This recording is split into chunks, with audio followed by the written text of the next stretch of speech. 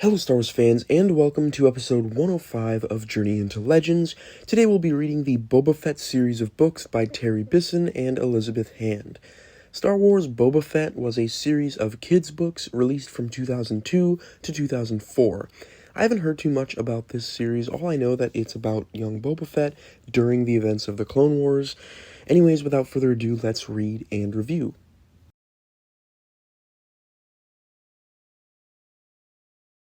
Alright, so this first book, titled The Fight to Survive, takes us through the events of Attack of the Clones from the perspective of Boba Fett. So we see a bit of his life on Kamino, his relationship with his father, his perspective on the Jedi, the arena battle, and of course the death of his father. Moving past the events of the movie, we then move into his search for Count Dooku so he can collect his father's credits. Overall, this book was a fine start to the series. I can't really comment much on the actual contents of the plot, since it's mostly just parts of episode 2 from a different perspective. But I will say that I found the book a bit too cheery and kid-friendly. Now, I know how ridiculous that sounds, considering it is a kid's book, but Boba Fett is a very dark character even at 10 years old, and this book really failed to capture that. Ironically, I would have preferred if they went a similar route to how Filoni's Clone Wars portrayed young Boba Fett, one of the few things I really think that show did very well. Anyways, some other fun details with this book. We saw Aura Singh show up, we visited the moons of Bogdan, as well as Raxus Prime from The Force Unleashed. Overall, this book was nothing special, just a decent start to the series.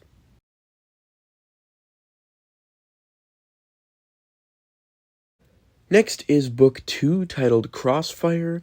This one picks up right where we left off, with Boba being on Raxus Prime with Count Dooku. When the clone army arrives and a battle ensues, Boba stows away on the Republic cruiser as an orphan. It's there where Boba actually meets a friend named Gar, and they mess around a little and actually act like kids together, which is something Boba has never really had the chance to do. There's a pretty fun sequence where Boba and Gar put on spacesuits and explore the outside of the cruiser. The orphans are then brought to Bespin to reunite with their families. It's actually pretty funny to rewatch Empire Strikes Back and know that Boba is probably thinking about his first time visiting Bespin as a kid during the events of that film.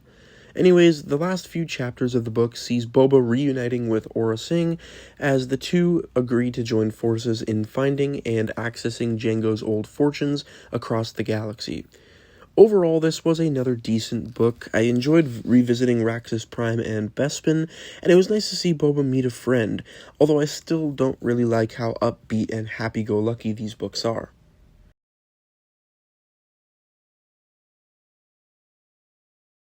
Next, we have Book 3, titled Maze of Deception. In this one, Boba and Aura Singh head to Argao, a banking world, to claim Jango's fortune. Along the way, there's a lot of betrayal and, of course, deception. Personally, I enjoyed how linear and focused this book was compared to the previous ones.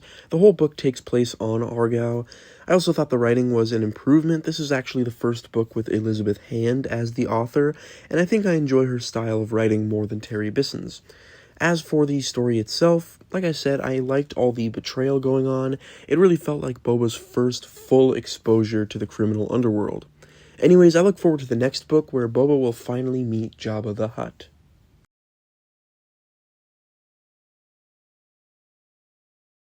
Next, we have Book 4, titled Hunted. In this book, Boba Fett finally travels to Tatooine to find Jabba the Hutt. Along the way, he crosses paths with a vengeful dirge, who of course hates Mandalorians, and he also stumbles on a group of enslaved scavenger kids with eyes embedded in their hands. It's really weird stuff. Overall, there were some things I liked and others I didn't. For the things I didn't like, starting with the book's treatment of Dirge. Multiple times, an 11-year-old Boba outmaneuvers and embarrasses Dirge, and it just made him look so lame. Now, this made Boba look good, since even at 11 years old, he's apparently already the best bounty hunter in the galaxy, but I just didn't buy it at all, and I don't like that they had to make Boba look good at the expense of Dirge. Secondly, the whole plotline with the slave children was a bit boring and unnecessary. However, it luckily didn't overstay its welcome, and I liked that it got tied back into the main plot with the kid's slave owner, Libkath, being revealed as Boba's bounty. Now to the stuff I liked. Overall, this book felt like we're finally starting to see how innocent little Boba from episode 2 becomes the bounty hunter we all know and love.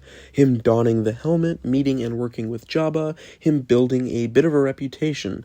I only hope that they expand on this in the last 2 books.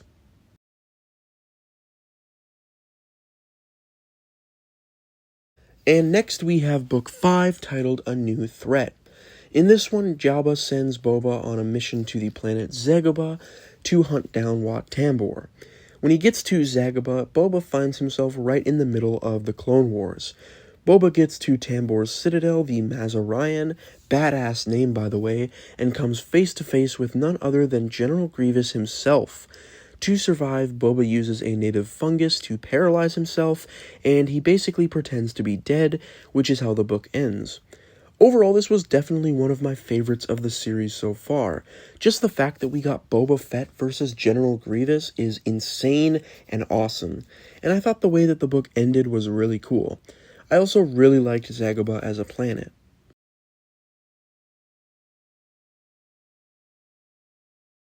And finally, we have the final book of the series, Book 6, Pursuit. This one picks up right where the last one left off, with Boba inside Wat Tambor's citadel, paralyzed, surrounded by a battle on Zagaba. And for the first few chapters, we follow Boba as he navigates his escape from the planet, goes head-to-head with Asajj Ventress of all people in a dogfight, and he even meets Anakin Skywalker, who helps repair the Slave One, but also escorts him to Coruscant. However, Boba uses the fact that he seemingly has information vital to the Republic's survival as a ticket to being an envoy rather than a prisoner. Boba's mission is now to meet with Chancellor Palpatine about this information, which happens to be that Count Dooku and Tyrannus are in fact the same person. However, Boba's true mission is to finally avenge his father by killing Mace Windu, and we see both of these things almost happen. Boba almost gets the drop on Mace Windu, we get a really cool fight scene between the two until they get interrupted, and Boba almost saves the Republic. However, Palpatine obviously already knows the truth about Dooku, and he doesn't care. So after getting paid off by Palpatine, Boba goes on his way and the series ends. Overall, there were things I really liked here. I liked Boba's interactions with Anakin. It's cool to know that Vader likely remembers this encounter later down the line. I really liked that we actually got Boba Fett versus Mace Windu in some capacity, even if it wasn't some kid's book and wasn't nearly as cool as it could have been, but it happened, so that's great. And I really loved the moment with Palpatine letting his true colors shine through a little. However, I'm not really sure he just let Boba live like that, but once again, it's a kid's book, so whatever. Other than those things, the book was nothing too special. Ventress's appearance amounted to absolutely nothing. Boba's armor is finally green, but we didn't actually get to see the scene when it happened. It's just green now, so I guess that's cool.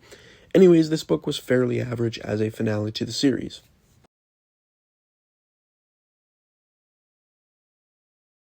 So overall, there wasn't anything particularly memorable or special about this series. I guess it's cool that it exists. It's unique to actually get some stories from this era of Boba Fett's life, even if it's not at his absolute coolest here. I will say my biggest problem with this series is still that it's simply too kiddie and lighthearted.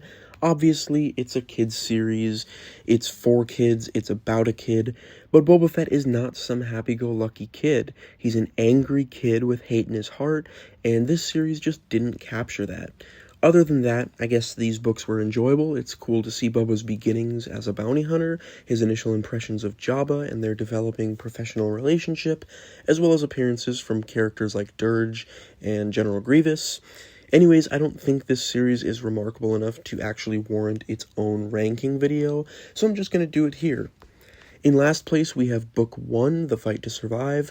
This one was mostly a retelling of Attack of the Clones, but from Boba's perspective, we didn't get very much compelling additional content here, and even when the book branched off near the end and did its own thing, the adventures on Bogdan and Raxus Prime weren't particularly memorable. Next at number 5 is Book 4, Hunted. This one introduced Dirge as a primary threat, and we finally see Boba meet Jabba.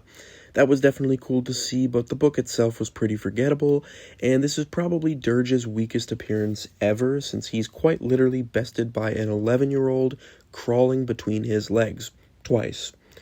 At number 4 is Book 2, Crossfire.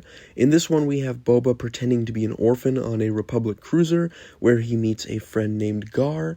This one eventually brings him to Bespin, where Aurra Sing catches up with him. Nothing crazy really happens in this book, but it's nice to see Boba make a friend. But again, these earlier books were just too upbeat for me. At number 3 is Book 3, Maze of Deception.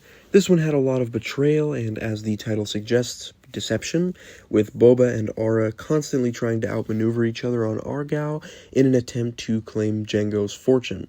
I mainly just liked Argao as a setting, as well as the very linear plot structure.